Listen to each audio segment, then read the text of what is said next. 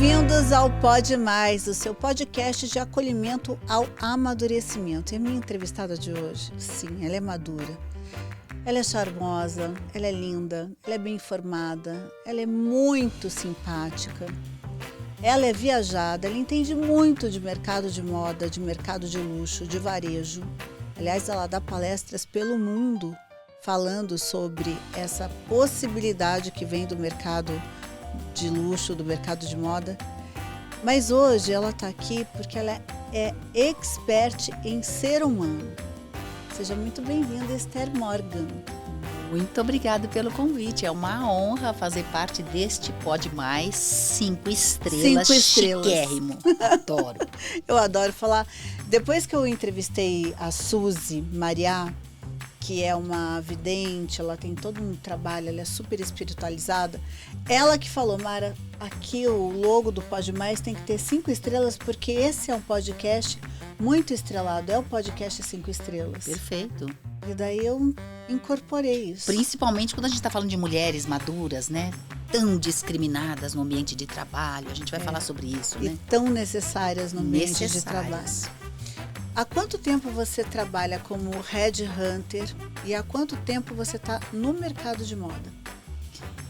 Bom, eu comecei a trabalhar no mercado de moda como vendedora aos 16 anos. Naquela época a gente podia começar com 16 anos, que não tinha nenhum problema, né? Então eu comecei com 16 anos e fiz minha carreira no mercado de moda, no mercado de varejo. A primeira marca que eu trabalhei já foi uma marca de luxo, coincidentemente. Então, na época, era uma marca que se chamava Benedutti, que era o que tinha de mais top de sapatos feitos à mão. Naquela época não tinham importação ainda. E de lá pra cá eu fui crescendo na carreira, muito rápido, inclusive, né? Eu sempre tive essa coisa meio de cuidadora, meio eu sempre tive uma liderança forte. Então, a minha primeira gerência de loja, eu ainda tinha pouco menos de 18 anos. Então, depois de gerente supervisora, cuidando de várias lojas. E aí eu cheguei à executiva de marcas internacionais. Trabalhei na Emporio Armani, na Hugo Boss, na Christian Dior. E chegou um momento ali da minha carreira, eu tinha quase 40 anos. E aí pensei, eu vou ficar velha para esse negócio. O varejo sempre discriminou a idade. Naquele tempo discriminava ainda mais. Agora ainda está um pouco mais aberto. Aí eu falei, bom, preciso empreender, né? Naquela época a gente nem falava empreender, era montar um negócio. E aí quando eu comecei a pensar no que eu faria, eu não sei brincar de outra coisa, eu só sei brincar de varejo, eu só sei brincar de lidar com pessoas, de liderar pessoas. Então eu falei, eu preciso continuar fazendo isso mesmo. Mas aí aconteceu, para eu me tornar headhunter, aconteceu uma questão que eu estava trabalhando numa marca internacional e eu teria que fechar uma loja. E eu fui comunicada com 6 meses de antecedência. Olha, Esther, daqui a 6 meses você vai fechar a loja. E aí eu tinha que tomar uma decisão como líder. Se eu pensaria na empresa e em mim, e eu esconderia essa informação de toda a minha equipe, e quando chegasse 15 dias antes, eu ia falar, olha, um mês antes, olha, sinto muito, tá todo mundo demitido, e vocês vão trabalhar só aviso prévio, ou se eu deveria já contar para eles com 6 meses de antecedência, para eu não prejudicá-los, né? Para que eles pudessem pensar em novas recolocações, enfim.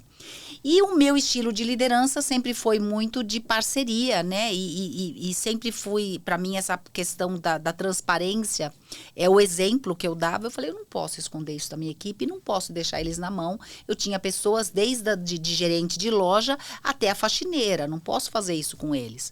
Aí eu falei, não, olha só, chamei todos eles, falei, olha, daqui a 6 meses, no mês de outubro, nós vamos fechar a loja. Eu quero que vocês fiquem à vontade de procurar novos empregos. Para quem quiser já ser demitido agora, eu faço a demissão, tudo bonitinho. E eu me viro com, contrato temporários, eu dou um jeito, porque eu precisaria seguir com a loja aberta e funcionando da mesma forma até o final. Não sei se para minha surpresa, mas assim, eu me comovi com isso todos eles falaram, eu vou ficar com você até o último dia. E todos eles ficaram comigo até o último dia.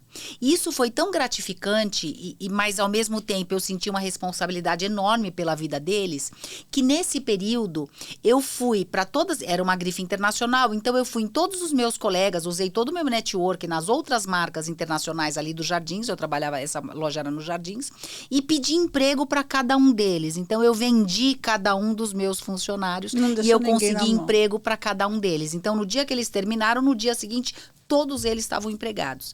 E aí eu pensei, né, eu tava já naquela fase de o que eu vou fazer, né, sair do varejo e tal. Eu pensei, bom, mas se eu posso fazer isso, né, eu tinha uma formação em psicologia, mas nunca tinha trabalhado na área. Eu posso fazer recolocação. Olha que business. Foi ótimo porque eu consegui colocar bons funcionários em boas empresas. Eu fiz o match. Então eu falei, bom, então esse trabalho de headhunter é um trabalho bacana. Só que quando eu estava me organizando para isso, aluguei um escritório nos Jardins, eu queria continuar nos Jardins, eu recebi um convite do grupo LVMH para ir para Dior. E aí você pensa, para onde faltava eu ir? Grupo LVMH? Uau! Que né? difícil decisão. Mas aí eu falei, não, vou continuar no varejo. Ainda tenho que passar por um grupo como esse. Mas as pessoas que estão no varejo, todo mundo quer trabalhar numa marca internacional. Só que nem sempre, não existe grande diferença. Porque mesmo quando você está numa marca internacional no Brasil, você está subordinado ao gestor daquela marca. Uhum. Então, não foi o meu emprego dos sonhos, não foi o lugar que eu falei, é aqui, sabe, eu nasci para isso. Então eu falei, não, de fato, eu preciso fazer o meu negócio. E aí lá no meu 6º mês, eu tomei essa decisão, fiz mais ou menos 6 meses de aviso prévio. Então eu comuniquei que ia sair, fiquei mais 6 meses até montar a equipe, formar a pessoa que ia gerenciar e tal.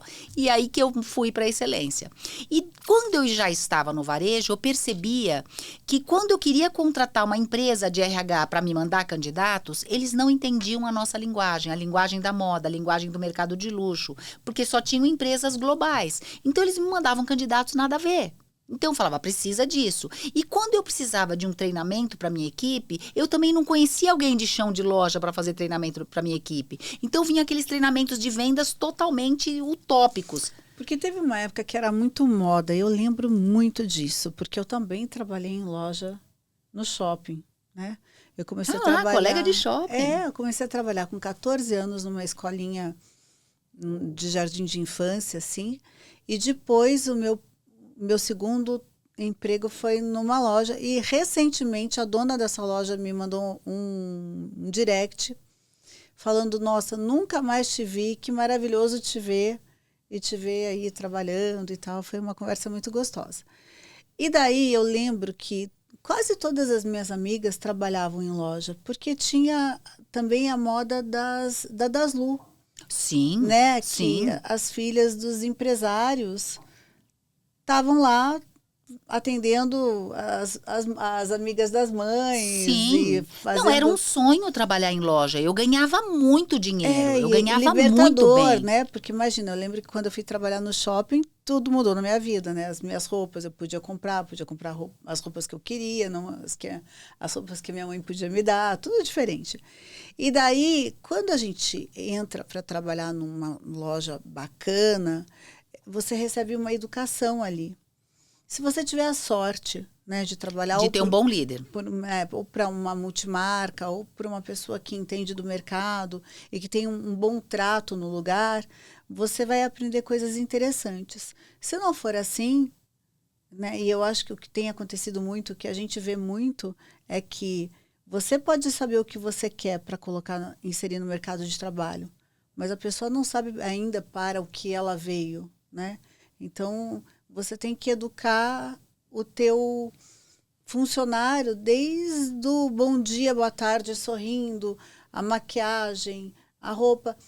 Quando você passa a ser headhunter, que você já vê os dois lados, Você sabia o que você queria e o que o lojista precisava. Exatamente. A gente só não sabe onde está essa pessoa, né? Não, sempre foi muito fácil. Quando eu comecei a excelência, eu tinha... Foi fácil, foi uma transição muito confortável, porque como eu nunca fechei nenhuma porta, e essa é uma dica que eu já dou aí para quem trabalha no varejo ou em qualquer outro setor, eu nunca fechei nenhuma porta. Então, os meus primeiros clientes foram meus ex-patrões e os meus primeiros candidatos foram meus ex-funcionários, todo mundo que já tinha passado por mim. Então, eu comecei com uma carteira bacana. Você sabia com quem você podia contar porque você já conhecia a mão de obra, né? Isso, não, e eu tinha pessoas que me conheciam e que confiavam em mim, que confiaram em mim, tanto marcas que confiaram em mim para que eu fizesse suas equipes, como funcionários que falaram, não, eu quero meu currículo com você. Porque para um headhunter, você precisa ter os dois lados. Eu preciso ter o cliente contratante. No meu caso, eu faço recrutamento e seleção só para São Paulo, então eu tenho meus clientes na Praça de São Paulo e tenho meus candidatos. Hoje eu tenho mais de 15 mil candidatos cadastrados no meu banco de talentos. Só que com a pandemia, tudo mudou. Antigamente, eu digo antes da pandemia, eu tinha muitos candidatos e algumas vagas. Hoje, eu tenho muitas vagas e alguns candidatos. Então, houve um movimento de pessoas saindo do varejo. Então, hoje está mais difícil. Não só do varejo, na verdade, foi um movimento mundial, né? Então, que é a Great Resignation. Então, milhares de pessoas pediram demissão no mundo inteiro, porque eu acho que veio aquele sentimento de, puxa, eu podia ter morrido, né? E eu tô vivo. Será que eu preciso aguentar aquele patrão? Será que eu preciso trabalhar em pé o dia inteiro no varejo? Será que eu preciso trabalhar de final de semana? Então, as pessoas pediram demissão, mudaram de área, montaram sua lojinha no Instagram, foram influenciar numa rede social. Então, muita gente boa saiu do mercado. E as pessoas hoje não querem trabalhar. Então, hoje, se você me perguntar, Esther, qual que é a maior dor do varejo atual? Mão de obra. É mão de obra. Nossa, é recrutamento e seleção. E aí vem o outro ponto, que é o que a gente estava conversando lá nos bastidores. Não adianta você contratar uma equipe e você não treinar. Ainda existe muita reclamação sobre o atendimento no varejo. Você deve ter sido mal atendido em algum momento da semana passada. Todo mundo reclama do varejo. Então, a maioria das empresas ainda considera treinamento como custo e não como investimento. E se a gente for pensar bem, o pós-pandemia também trouxe uma grande aceleração digital. Então, hoje, até minha mãe consegue comprar pela internet. Então, você consegue comprar no digital sem sair da sua cama. E eu não suporto compra digital. Mas você pode. Eu posso. E as pessoas compram. Mas eu adoro o contato físico com aquilo que eu tô comprando. Mas o contato físico, quando você resolve sair da sua casa e ir até uma loja, você não está buscando um produto, você busca uma experiência. E quem vai te proporcionar o principal fator para você ter essa experiência são as pessoas. E quando a experiência é ruim? Você nunca mais É uma volta. frustração, né? Você nunca mais volta naquela marca, não naquela filial, se for uma filial. Então, a experiência é muito importante. Então, se aquele seu funcionário resolveu trabalhar de mau humor ou não foi treinado o suficiente para poder agregar esse valor ao cliente, para poder saber conversar com o cliente, como conversar com o cliente, ou imagina você chegar numa marca de luxo e a vendedora tá com a unha descascando, com a raiz aparecendo, sem a maquiagem, você fala, gente, que relaxa esse. Mas tudo isso, tem uma frase famosa minha que eu falo que tudo que acontece de ruim nesse mundo, a culpa ou é da mãe ou do gerente de loja, ou do gestor, ou do líder, porque é a liderança. Se a pessoa for te atender mal em qualquer situação, a culpa é de quem? É de quem não educou essa pessoa para que ela fizesse do jeito certo. É muito perigoso isso. Por quê? Porque assim como eu já saí de casa para comprar uma meia e comprei... o look total? Né, a minha, do João Pedro, João Felipe, João Kleber, tal, comprei roupa para a família inteira. Você sai para gastar R$100 e acaba gastando muito mais. E você fala, gente, né, eu preciso ficar longe dessa vendedora por uns 6 meses para me recuperar. Também acontece de você chegar num lugar e você sair de lá se sentindo tão mal. E recentemente aconteceu, eu te contei, eu fui num showroom e, enfim... tive uma experiência horrível com uma pessoa. E aquele dia eu pensei em gravar de lá mesmo, assim, pegar meu telefone e falar, olha, quero falar que eu estou nesse lugar, estou sendo maltratada, porque na hora te dá uma sensação de inconformidade. Óbvio que, ainda bem que eu fiquei na vontade, passou e esqueci e acabei comentando hoje. Mas a experiência de ser bem tratada, ela é inesquecível. Infelizmente, a experiência de ser maltratada também. O problema é que quando você é maltratada numa loja, você fica com raiva de todas as marcas, de todas as lojas, você fica com a sensação de que lá você não precisa entrar mais. Agora, a gente tem que pensar que se você não entrar lá, para você está tudo ok. Porque tem mais 200 mil lojas na sua órbita, seja pela internet. Mas é o que eu sempre digo, o melhor cliente, para mim, e é o que as equipes, eu tenho que mostrar para eles essa importância, é o cliente que volta para reclamar. Porque se um cliente for mal atendido por uma vendedora minha, ou no caso que você teve nesse showroom, e essa pessoa foi até agressiva no caso, né, pelo que a gente conversou.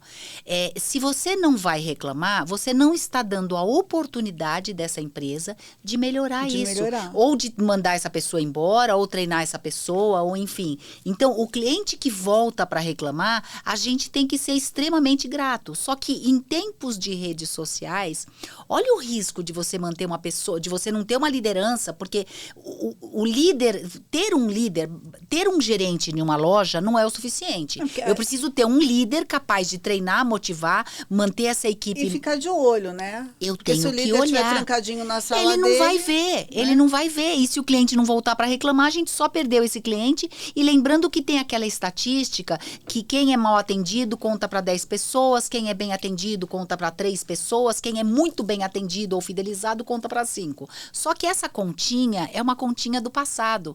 Porque hoje a gente fala que quem é mal atendido, essa pessoa vai postar na rede social dela. Então ela não vai falar para 10 pessoas, como tem isso que se você puxar na internet, vai estar escrito esse número, 10, 3 e 5. Essa pessoa vai falar com 1.000, com 5.000, com 1 milhão. Então imagina uma pessoa como você, se você entra na rede para falar mal de uma marca. Olha o poder que você tem de reclamação. Então eu vejo que a liderança tem que ter muito mais habilidade e responsabilidade em manter essa equipe treinada e motivada.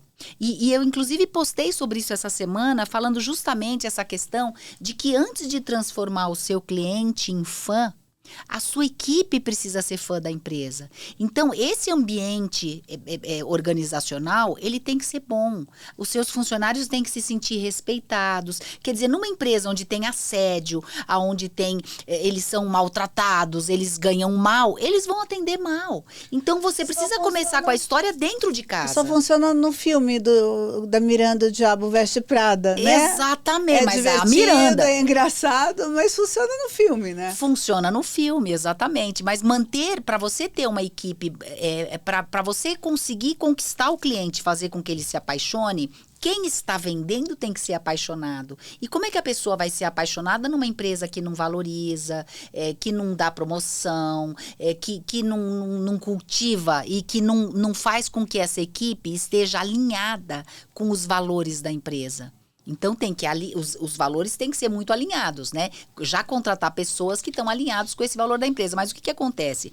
Muitas empresas colocam lá missão, valores, né? Aquela história de propósito, só que é só da porta para fora, é mentirinha. Lá dentro é um inferno trabalhar. Não, eu acho o máximo que tem gente que dá mentoria, né? Recentemente eu tive a oportunidade de conhecer uma pessoa que tem salão. E daí ela dando mentoria de salão, falando não sei o quê, e o gerente dela roubando horrores, sabe? Assim, mas muito mesmo. E daí a pessoa vai ensinar uma coisa que ela não aplica dentro da empresa, né? Daí eu fico pensando assim, puxa vida, se essa pessoa que eu conheci aconteceu, imagina quantos mentores estão por aí estão por aí ensinando a fazer coisas que eles mesmos não fazem. Mas você falou de uma realidade, Não, né? Quando a gente né? fala, hoje tem mentoria para tudo, todo mundo é especialista. E uma das dicas que eu falo pro meu cliente, quando eu mando uma proposta, Esther, quero que você faça a minha convenção de vendas, quero que você faça. Eu falo, ok. Ah, mas nós estamos orçando com outras pessoas. Eu falo, olha, você pode orçar com quantas pessoas você quiser. Mas se eu puder te dar um conselho, não contrate alguém que nunca colocou o nome na lista de vez. Porque quem não pisou em loja não entende o discurso, não vai conseguir ser ouvido pela sua equipe. É verdade. Então você precisa ter experiência. Eu não acredito, por exemplo, num gerente de loja que nunca foi vendedor. Como é que ele vai ensinar a vendedor a vender se ele não é bom em vendas? Ele nunca vendeu. Então, no caso de mãe, né? Eu falo que gerenciar pessoas e ser mãe é a mesma coisa. Tanto que lá em casa a minha fama é que eu não crio filhos, eu treino filhos, né? Porque eu tenho que ser exemplo, assim como na liderança. O que eu ensino, eu tenho que cumprir. Eu não posso chegar para um funcionário meu e falar assim, olha, você chegou atrasado e eu sempre chego atrasada. Então, eu preciso ser exemplo. Então, precisa se trabalhar isso. O líder tem que ser capaz de motivar essa equipe através do exemplo. E aí E você funciona. também tem que saber qual é a calça que te cabe, né? Lógico. O teu lugar tem que ser um lugar onde você se sente completamente confortável e você sabe fazer aquilo e você domina tudo aquilo que o lugar precisa. Porque senão não é o teu lugar, não é o teu espaço. E eu vejo assim, que a gente está vivendo uma atmosfera onde a gente tem que pensar 1 milhão de vezes antes de falar. Sim. Os piores chefes que eu tive foram os melhores professores na minha vida. Eu também aprendi mais com os meus chefes desgraçados do que com os legais. As pessoas difíceis, né, temperamentais, exigentes. Eu sou uma mãe exigente. Eu também. Eu sei que sou, né? Mas também sou uma mãe amorosa. Depois que fechei a revista, hoje eu tenho uma equipe de trabalho, mas eu não tenho funcionários. Eu tenho horário marcado para trabalhar. Porque me conhecendo e sabendo das minhas limitações, para mim tem que ser assim. Né? Eu tenho a minha empresa e algumas pessoas trabalham comigo para diferentes jobs. Isso para mim é fundamental, né? Eu me encontrei quando eu passei a me respeitar e entender como é que você gosta de trabalhar, com quem, como, qual horário, como você encara os teus compromissos profissionais, o que você está disposta a fazer no seu dia a dia, o que você quer abrir mão para conseguir, né, fazer outras coisas. Então, isso me alertou. Por exemplo, Pode Mais, eu venho aqui gravar os podcasts. Eu tenho os meus horários de chegar aqui. E eu procuro sempre chegar bem mais cedo, porque Sim. O trânsito de Alphaville para São Paulo é muito complicado. Aprendi a duras penas. Depois que aprendi, eu sobrevivi. Então, esse dia, para mim, de trabalhar, é um dia muito sagrado. Eu chego aqui bem cedo, chego feliz. Não, mas você tem uma liderança que as pessoas... Admirável, né? Só que aqui cabe a gente dizer que eu e ela falamos uma coisa aqui que eu acho importante eu fazer uma ressalva.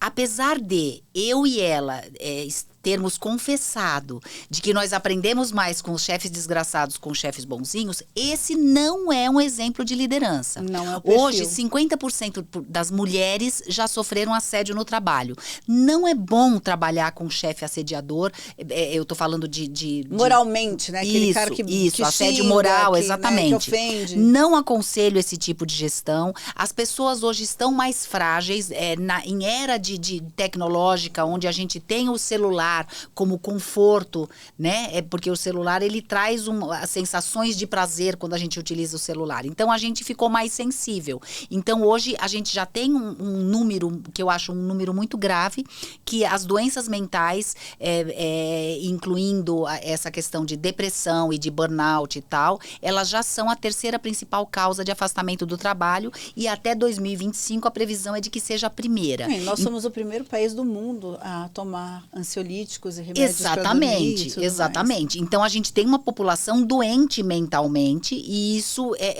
então, a gente não pode aqui dizer, não, tá tudo bem o chefe ser desgraçado. Não, esse chefe não funciona com as novas gerações. Funcionava com a minha geração, porque eu fui educada lá atrás, aonde a gente recebia ordem sem contestar. Essa Sim. nova geração, se eu falar pro meu filho, você não vai fazer e acabou, ele fala, me dá uma razão lógica. Então eu tenho que explicar o porquê. Adoro o Paulo Gustavo daquele filme que a dona Hermínia fala, porque ela fala, porque não, você não vai, porque eu sou louca. Você não vai porque eu sou louca, eu tô louca, fiquei louca e você não vai por causa disso. Porque, mas com essa geração não funciona a gente isso. precisa explicar. Isso. E a explicação tem que ser... Porque você tem que convencer, não é só explicar. E o seu tom de voz tem que ser um tom de voz ameno. Porque se você explicar os berros, você é narcisista, você é louca, você... Exatamente. Né? Então, assim, eu entendo que tudo ficou melhor. Sim.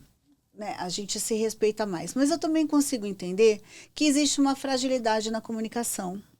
Ou seja, a gente só pode dizer sim, tem que achar sempre tudo bonito, tem que elogiar, tem que positivar. Mas eu não concordo com isso. Né? Porque, na verdade, não está tudo bem, não está tudo bonito, não está tudo Porque lindo. a vida vai ter frustrações. Alô, a vida não é um mar de rosas. E é o tempo todo, né? A gente lida com as circunstâncias que nos desafiam o tempo todo. A única certeza que a gente tem é a incerteza. A gente não sabe o que vai ser. Então, mas essa geração ali tá na muito frente. frágil. Eu lembro que uma vez eu tive... Eu sou a mãe, eu sou ao contrário das outras mães, né? Os meus filhos tiveram a tal da... vai ter Olimpíadas na escola. Eles estudavam na mesma escola, então teve Olimpíada para um, Olimpíada para outro. Quando cheguei à noite em casa, do trabalho, os dois com medalha. Eu falei, nossa, Bárbaro, que bacana. Vocês receberam, por quê? O que você ganhou? Não, foi...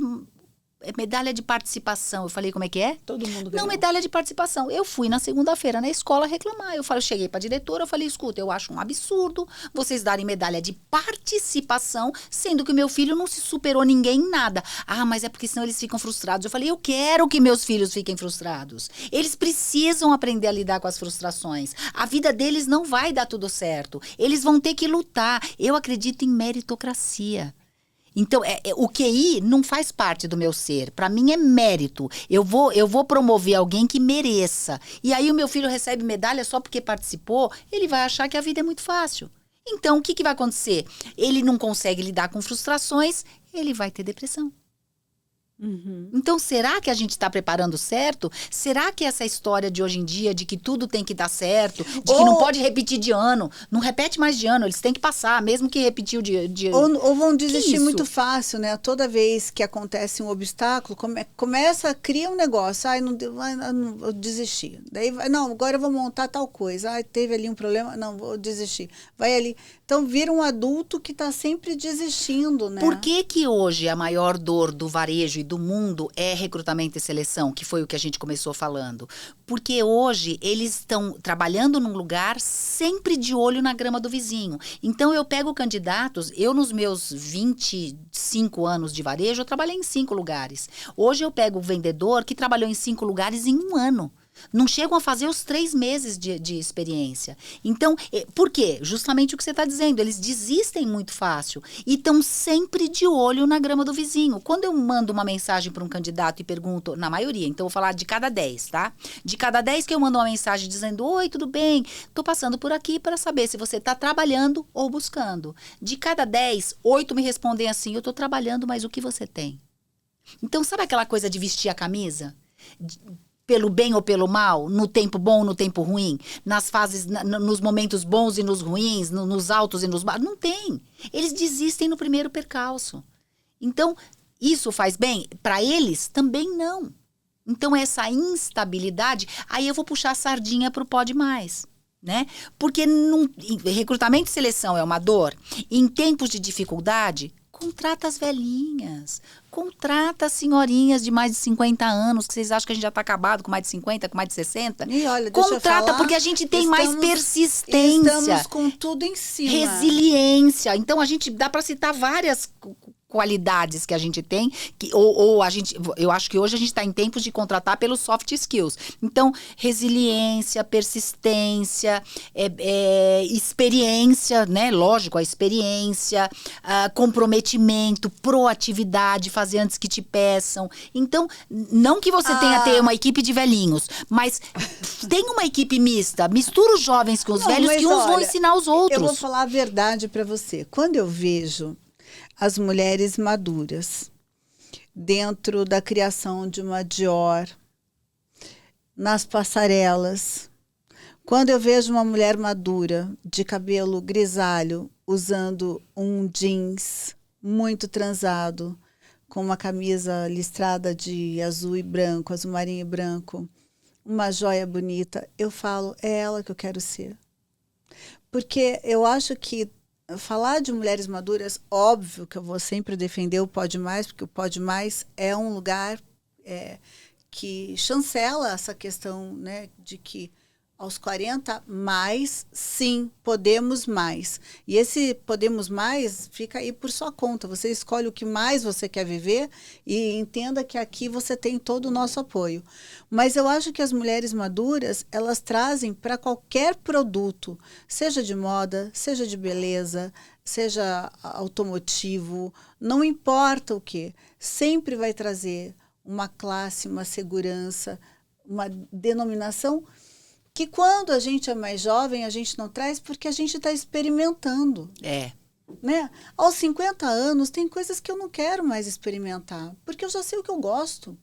Né? Eu sei que eu gosto de conforto, eu gosto de carro, Mercedes.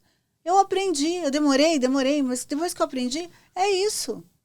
Né? Eu sei a joia que eu gosto, eu sei a cor, eu sei ver, aprendi com as minhas amigas que gostam muito mais do que eu, compram muito mais do que eu, mas eu aprendi com as minhas amigas a entender o que é um bom brilhante, qual é uma boa esmeralda. É o tempo que traz isso. Mas você que é lojista, você que vende, você precisa de uma cliente 40 mais, 50 mais.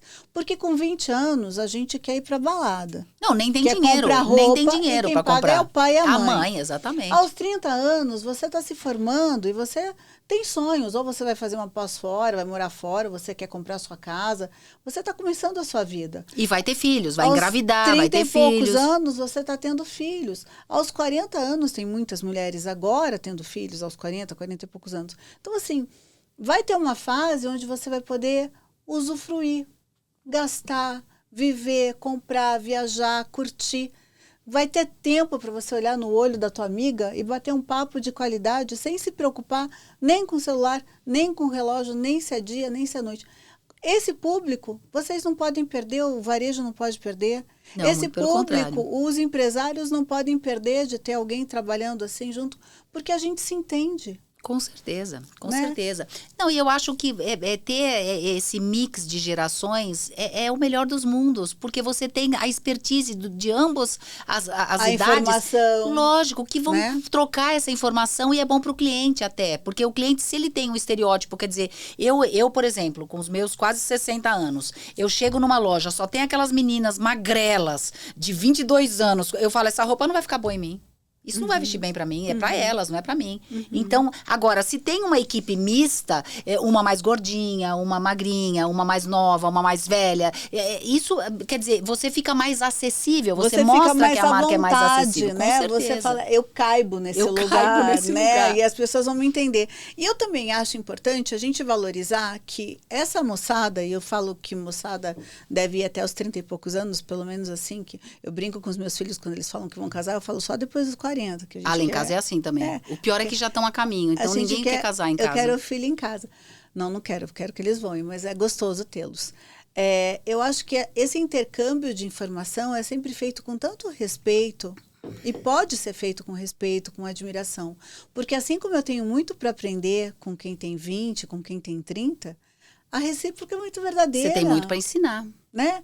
E assim, a gente tem também para compartilhar. Eu tenho uma amiga, ela é uma mega empresária, ela tem 33, 34 anos, mas ela tem uma cabeça incrível, já tem 3 filhos, é uma libanesa linda demais.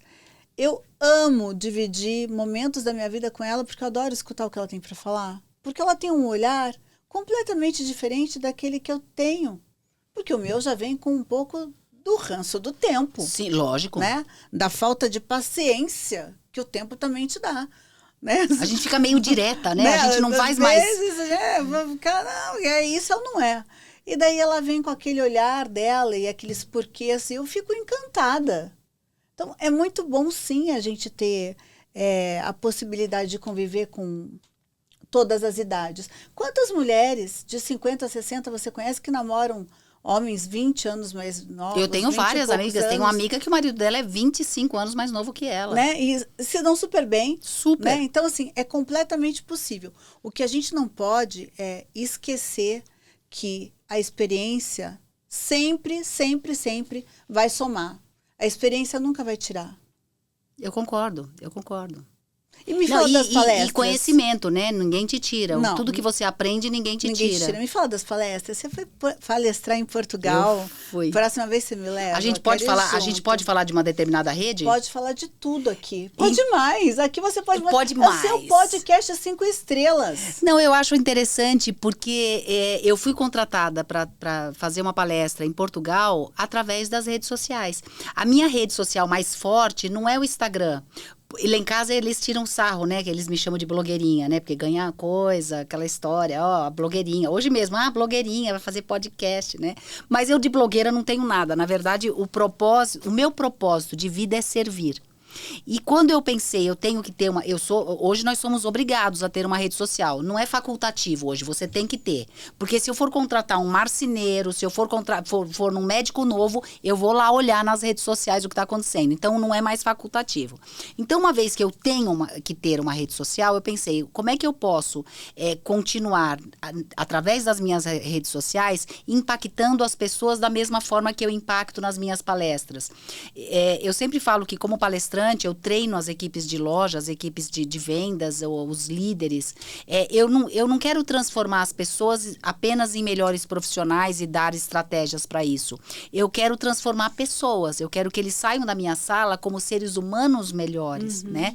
Então, eu penso, como que eu poderia levar isso para as minhas redes sociais? Então, eu acabo fazendo lá as minhas frases e as minhas crônicas, os meus textos, que eu falo que tem dia que eu sou fofinha, tem dia que eu sou com a faca no estômago.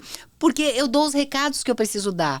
Às vezes, o meu recado é para o dono da loja. Às vezes, o meu recado é para alguém que conversou hoje. Às vezes, o recado é para uma amiga minha que está precisando ouvir alguma coisa. Então, aí me perguntaram, Esther, mas como é que você pensa? Eu penso, hoje, por exemplo, eu não sei o que eu vou postar amanhã. Não? Não. O que aconteceu hoje, quando chega à noite, quase na hora de deitar, ou às vezes já deitada com o marido dormindo do lado no escurinho do meu quarto, é quando eu tô pensando que recado que eu quero dar amanhã. Mas sempre pensando em como transformar, em como ajudar alguém. Hoje você mandou uma assim. Hoje foi soco no estômago? Não, eu gostei. Foi Seu chefe não é seu pai. E a empresa não é sua mãe. E a empresa não é sua mãe. E assim, a foto é apontando, tá, gente? Depois sigam lá. E sempre tem o textão, vale a pena. A frase, ela só é o começo do textão, tem que ler o textão. É @Esther Morgan, com N no final, N de navio, oficial. E daí, eu até salvei, porque eu falei, nossa, essa... É porque o brasileiro, ele tem o hábito de terceirizar a culpa. Então, mesmo para os meus candidatos, quando eu pergunto por que você saiu?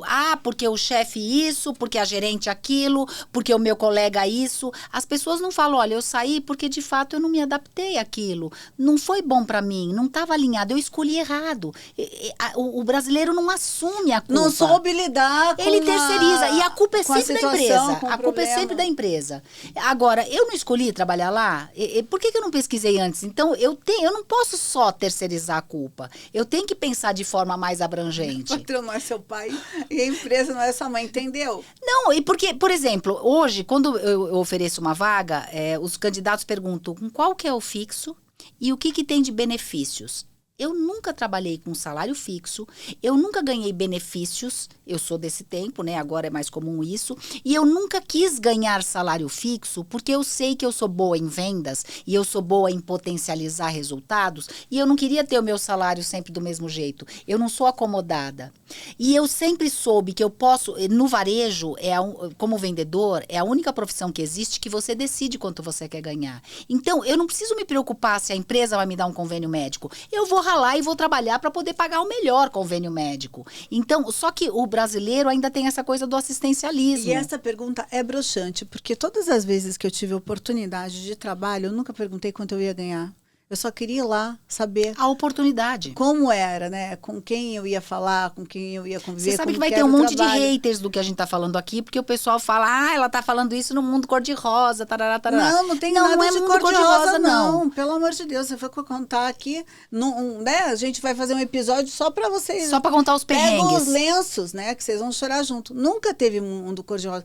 Não existe facilidade. Mas é como diz ainda o Simon Sinek, não existe almoço grátis. Né? Não Não existe almoço grátis. Nunca tem que ralar existiu para poder ganhar. facilidade. Nunca existiu facilidade.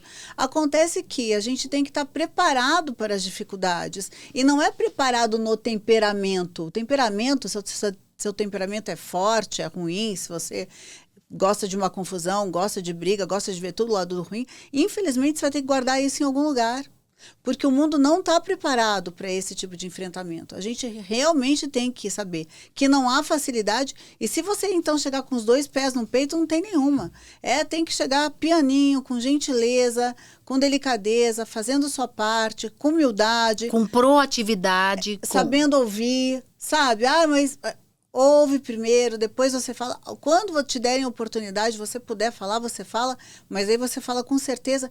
Tudo precisa de um tempo para acontecer, né? As coisas, eu vejo muito isso. Eu não sei se é porque tem tanto youtuber ganhando milhões, tanta gente, ou que pelo menos falam que ganham, né? Porque a gente também sabe que tem gente que aluga carro, aluga casa para lançar um curso, depois tem que devolver, pagar, fica endividado, tem um monte. Procurem saber mais sobre a vida das pessoas que vocês ficam aí achando que é uma, né, que a vida é fácil. Mas assim, a gente sabe que tem um caminho que parece mágico. A pessoa acorda e fala, nossa, vou lançar um produto, vou começar a apresentar um produto no YouTube e vou ganhar milhões. Não existe esse caminho. E daí o funcionário vai trabalhar e já quer chegar na loja como gerente. É lógico. Né? Não, e falando sobre essa história do LinkedIn, né? No LinkedIn, inclusive na semana passada, eu mencionei sobre uma campanha feita pela L'Oréal, que eu achei super bacana, que você não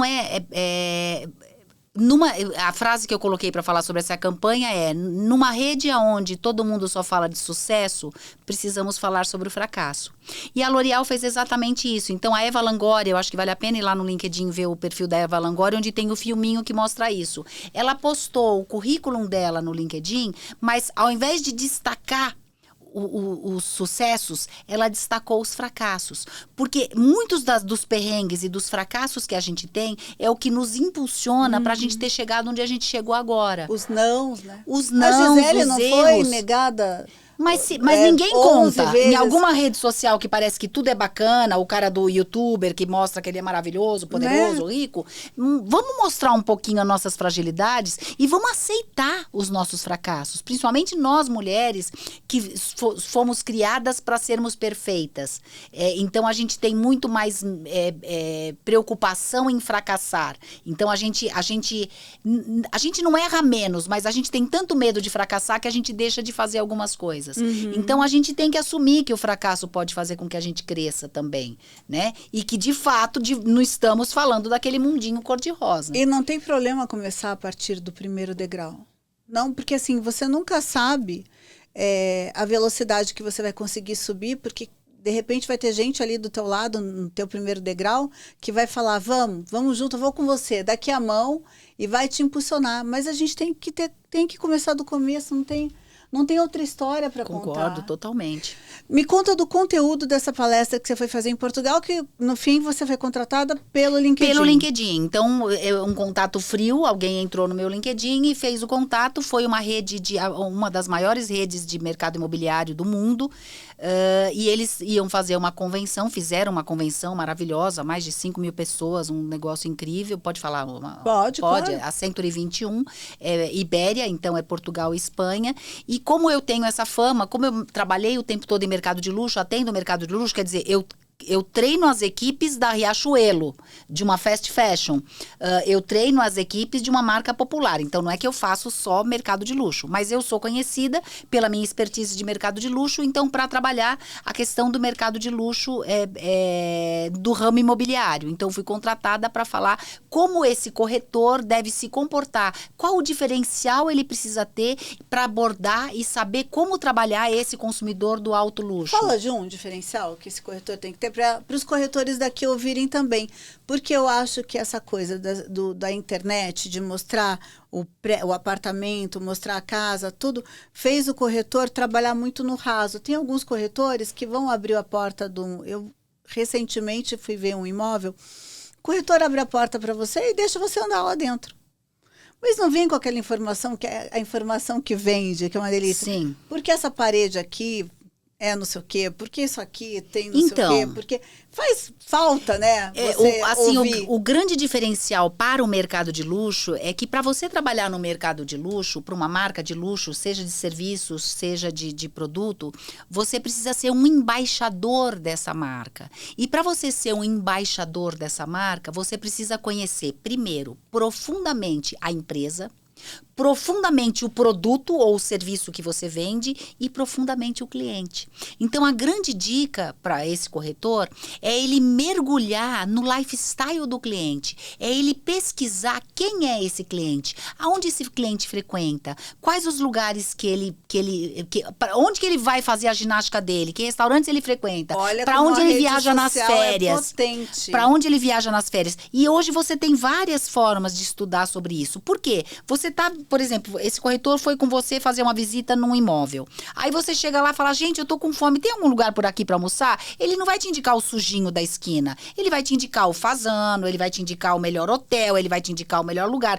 Quando você contar para ele que você acabou de chegar de Dubai, ou de Capri, ou de Nova York, ele sabe quais são os principais hotéis, os mais bacanas de Nova York, de Dubai, de Capri. Enfim, ele consegue conversar com você como se ele frequentasse o mesmo ambiente que você. Isso passa mais credibilidade. Então, o fundamental para trabalhar com o mercado de luxo é você conseguir atingir um nível social e cultural do mesmo nível do seu cliente. Então, o que você vai fazer? Você não teve a mesma educação, não estudou nas mesmas escolas e muito menos viaja para onde ele viaja. Mas você não precisa ir para conhecer. Então, você só precisa estudar.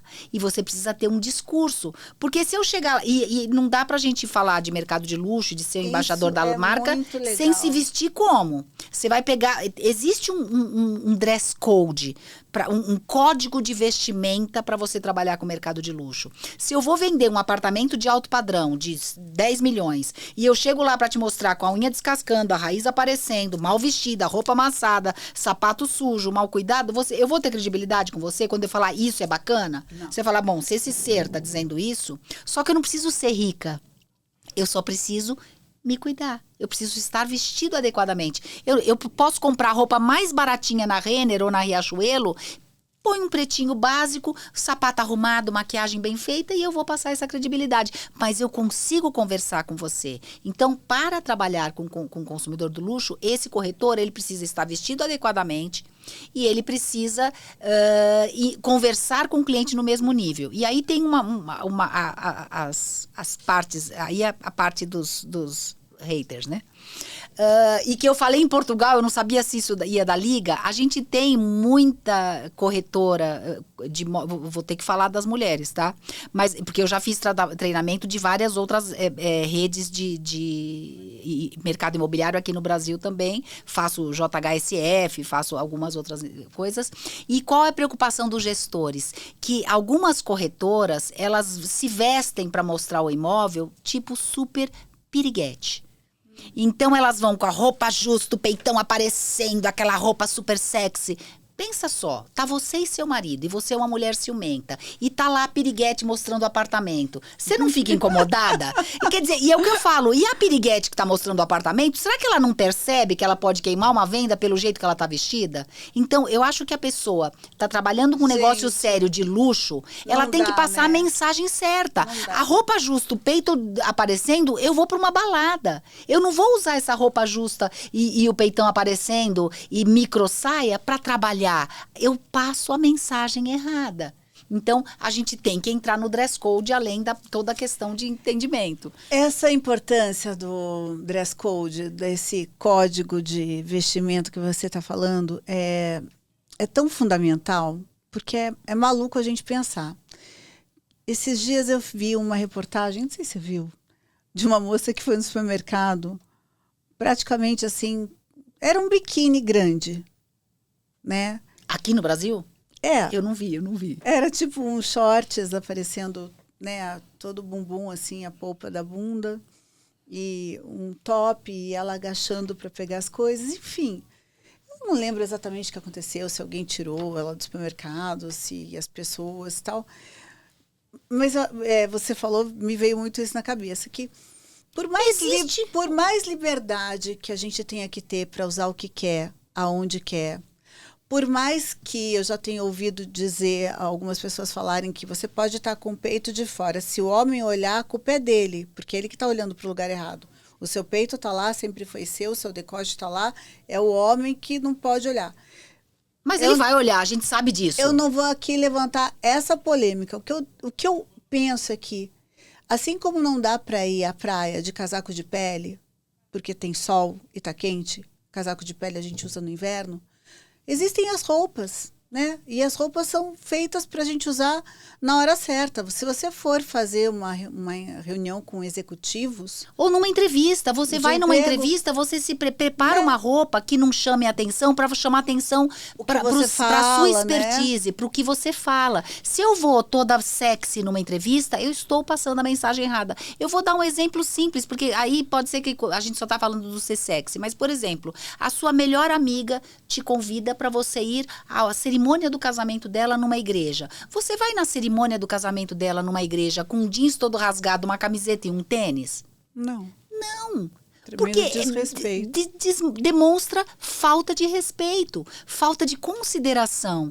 Então, é como ir trabalhar numa loja sem maquiagem. Quando eu faço minha maquiagenzinha, não vai no maquiador, mas eu passei um lapisinho, um batonzinho e arrumei meu cabelo e eu chego para atender meu cliente, é como se eu dissesse para ele, eu me arrumei para te receber. Você é especial. Quando eu vou fazer uma palestra, eu me arrumo, porque as pessoas esperam uma coisa de mim. Elas esperam uma imagem. Eu preciso demonstrar a minha figura de autoridade como palestrante. Eu não posso chegar lá toda jeans, camiseta. Não posso. Hoje eu uso tênis, né? Porque depois de 30 anos no varejo de pé e de salto, destruiu o quadril, destruiu o joelho, destruiu tudo.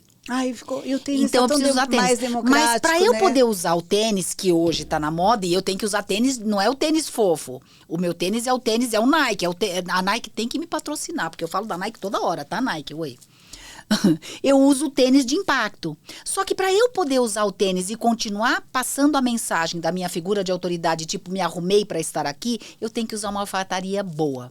Então tem que estar com uma super alfaiataria para justificar o tênis. Né? Porque é um respeito. Existe código de vestimenta? Sim, existe. E eu acho que a gente trabalhar isso nesse momento aqui no podcast, aqui no Pode Mais, é muito legal, porque nesse momento tem um montão de gente precisando fazer uma entrevista de trabalho, né? Nesse momento tem gente montando o seu currículo, nesse momento tem gente pensando que precisa mudar de trabalho porque quer uma outra oportunidade. E olha, dicas preciosas para você saber o que vestir, o que falar e o que colocar no currículo hoje. O que as pessoas devem colocar? Porque antes colocava tudo, né? Não, o currículo longo, a gente tem que pensar que nós, headhunters, a gente recebe dezenas, centenas de currículos. Às vezes eu tenho que ler dezenas de currículos num dia. Se cada currículo tiver 3 páginas, porque o currículo não é para contar a tua vida, é para você mostrar os seus principais skills, as suas principais atribuições do cargo, as suas qualidades, o que você conquistou, mas en passant, porque você vai esmiuçar isso na entrevista pessoal quando eu te chamar. Então, o currículo tem que ser conciso, tem que ser curto, de preferência de 1 ou 2 páginas, mas que ele ali mostre tudo o que você precisa mostrar. No entanto, aí eu vou fazer as recomendações mais importantes. Currículo é um documento. Então, você tem que colocar o seu nome completo, não o seu apelido. Você tem que colocar o seu endereço, a região que você mora, porque isso pode ser relevante para quem vai te contratar. Você não...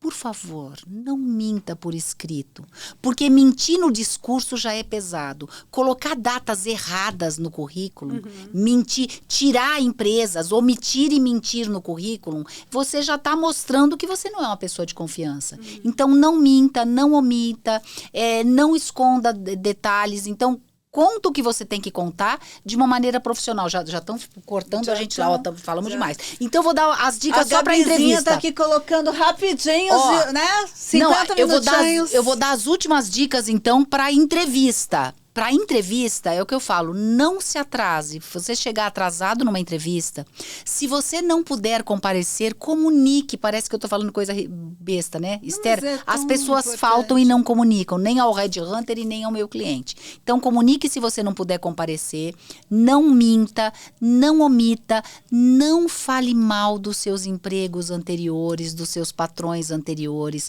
Porque se você chega falando mal de tudo que aconteceu na sua vida, quem vai querer te contratar? Então, não fale mal dos empregos anteriores. Pelo amor de Deus. Mas as pessoas falam, elas se queimam por causa disso.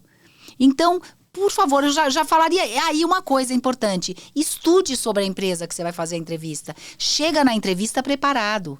Quando alguém te perguntar, mas você sabe o que a gente faz? Lógico que sei. Nossa, aquilo que aconteceu, aquele negócio que eu vi lá no Instagram. Gente, isso a pessoa se destaca muito. Mostra interesse, demonstre motivação. Gente, isso salva até casamento, tá? Ah, com certeza. Mostrar interesse pela vida do outro é maravilhoso. Sentar com a pessoa e mostrar que você tem interesse pelo que ela faz, como ela faz, por que ela faz, é maravilhoso. Isso para os amigos também, né? Não é ouvir, maravilhoso? Mostrar interesse por quem está à sua volta, isso é maravilhoso. Imagina, uma entrevista de emprego, e daí se combinar com o seu look do dia, né, da entrevista, essa roupa discreta, né, com esse pensada, rosto, é o que eu falo, só preocupação. Esse rosto arrumado, esse cabelo arrumado, o homem deixar essa barba arrumadinha, né? Unha curta, né? Tem tanta coisa. Tirar a monocelha, o bigode. E é tão fácil, né? É tão fácil. É bobagem. Porque essas informações todas... não sei como fazer. Pega um tutorial, né? Exatamente. Tá fácil de fazer. Bem, eu acho que esse podcast devia ter o volume 1, volume 2, volume 3, mas a gente vem com novidades. Com certeza. Não voltaremos para contar novidades? Voltaremos. Aí a gente separa por temas. Vamos falar de contratação, recrutamento e seleção. Como recrutar e contratar uma equipe vencedora. Vamos fazer um desse. Isso. E Nike você vai patrocinar, obviamente. Por favor, eu tô sempre de Nike. Tô sempre contando que eu tô de Nike. Como assim? Vai patrocinar essa mulher elegantíssima, chiquíssima, como diria Cíntia Chagas. Eu bati um papo com Esther Morgan hoje aqui no Pode Mais. Foi um prazer te receber. Muito obrigada. Adorei. Isso é muito maravilhoso. Imagina, eu tô aqui amando. Foi amor à primeira vista, porque eu conheci Esther falando, né, num talk do Salão Casa Moda. E por acaso eu terminei a minha fala falando que a gente precisa, que o nosso dever aqui, enquanto profissionais, seres humanos, que a gente precisa servir. E daí ela me escreve e falou, olha, você pensa exatamente como eu penso. Dali deu match, não nos separamos mais. Com certeza. Né? Muito obrigada. Espero vir nos próximos. Eu que agradeço. E hoje eu estou toda trabalhada. Zoe Joias. Olha aqui, gente, eu não resisti, né? Vocês viram nos meus stories que eu coloquei esse anel? A princípio eu falei, eu vou gravar lá uns pódios com ele, mas daí eu não resisti. Olha que coisa linda. Não sai mais no meu dedo, então tive que ficar, né? Ó, não sai. Esse brinco maravilhoso também de brilhantes e esmeralda, Cíntia. Um beijo. Aliás, hoje ela veio tomar um café aqui comigo no podcast, a Cíntia. Cíntia e Malcolm vieram aqui tomar um café. Rafael Manoli fez meu cabelo e minha make. Fala a verdade, gente, que esse cabelo preso... Eu já podia fazer uma entrevista de emprego hoje, que eu seria contratada com esse coque e essa make poderosíssima. E para vocês eu deixo um beijo, porque agora a gente vai comer bolo da madre. Você viu que tem bolo de pamonha? Adoro. Tô ansiosa. Tô aqui torcendo para terminar logo para poder comer meu bolo. Agora a gente vai tomar um café, comer bolo e um beijo. Arrasamos! Até o próximo.